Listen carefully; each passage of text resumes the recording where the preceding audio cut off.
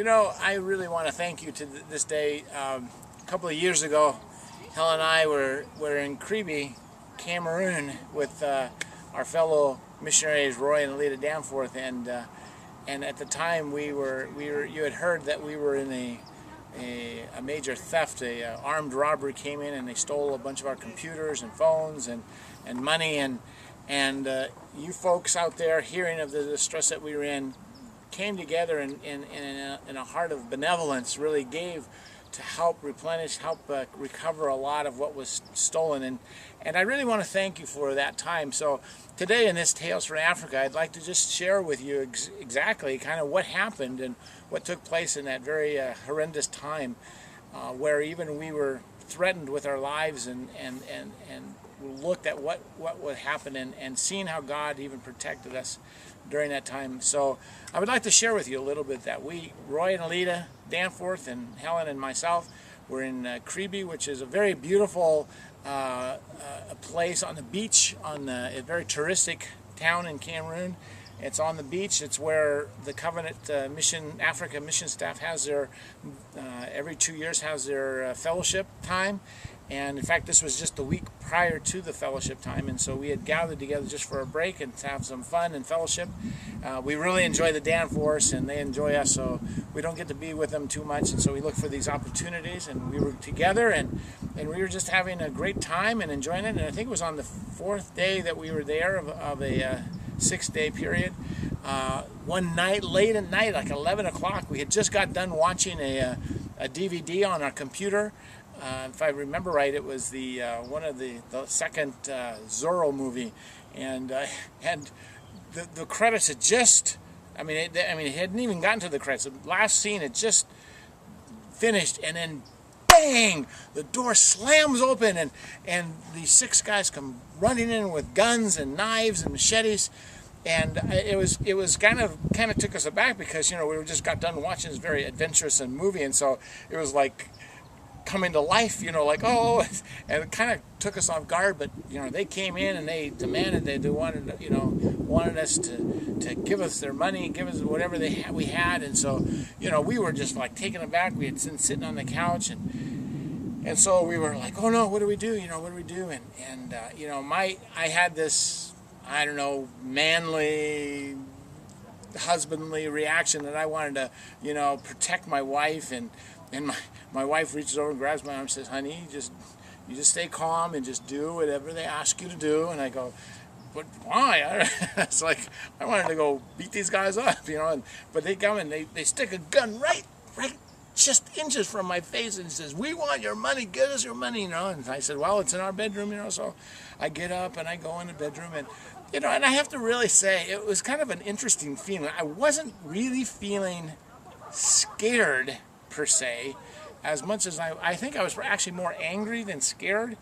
I think Helen in her wonderful way, in times of crisis, she just sits on the couch and she just starts praying, says, Lord, keep Tim calm, help us, keep us safe.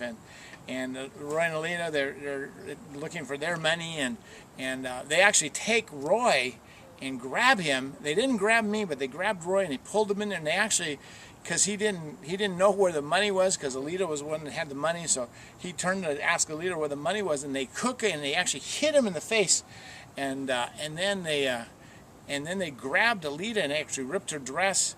And so they had a much harder time. They actually did not. Helen just stayed in the couch, and I'm just, I don't know. It's one of the things, because if they had actually grabbed Helen, I think that would have been enough. That would have been just the thing that would have just, no way.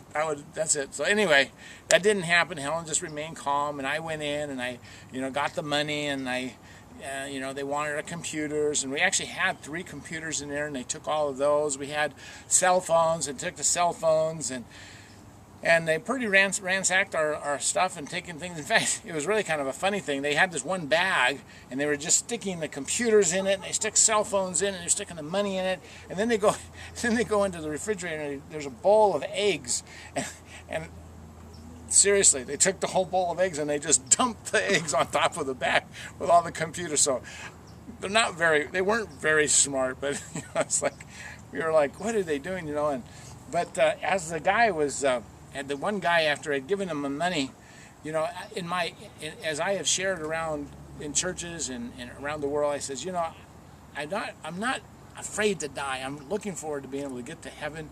And so, you know, and here it is, I'm facing kind of death at gunpoint, and I says, is my faith really true? I've been thinking all this in my head. I says, you know, who cares about the money and the computers? I need to share Christ with these people. So the guy that was on me, and I don't speak French, which is the language that most of the people here spoke, but I asked our guy, I says, do you speak English? And he goes, yes, I speak English. I says, well, I don't speak French. So I said, I'm a missionary, and I just want to ask you, like, what you know, you're stealing our money and our computers, but you can't even touch that what is most valuable in us, and that is our faith in Jesus Christ. And he says, and then I began to try to share Christ with him. And of course, the whole time he's saying, be quiet, don't say anything, shut up, be quiet. Yeah.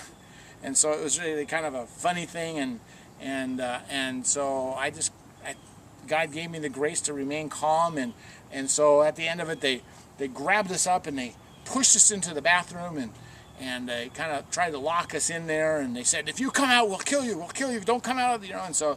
And then even after we went in there, then they kind of even ransacked our house even more and went through things, and after a while it got quiet, and we left out, and what came out, and it was they were gone, and then we called the police, and they came over, and they kind of said that they would work with us. There was a lot of uproar about it, because this is like this is like the tourist center of Cameroon, and for Americans particularly to be robbed at gunpoint was like a really huge thing, because that would really hurt the whole economy and of that. So we even got the presidential guard. It would be like the Secret Service coming and dealing with our talking to us, taking notes, and they all were trying to really assuring us, you know, we'll be able to get all your stuff back. We'll catch them.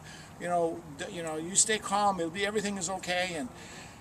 And we never did get any of the stuff back, but God was with us, and people like you yourselves came around us and prayed for us, supported us, and it was hard for a lot of us to, just hearing loud noises would kind of startle us, and it shook us up quite a bit, and so, but God gave us the grace to get past that and to see that.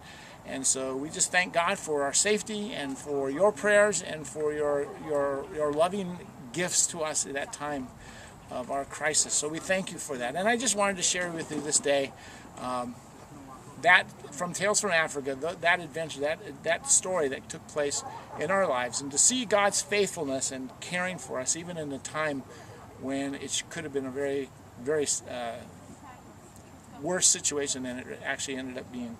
So I thank you for your prayers, and continue to pray for us as we always ask of that. Thank you.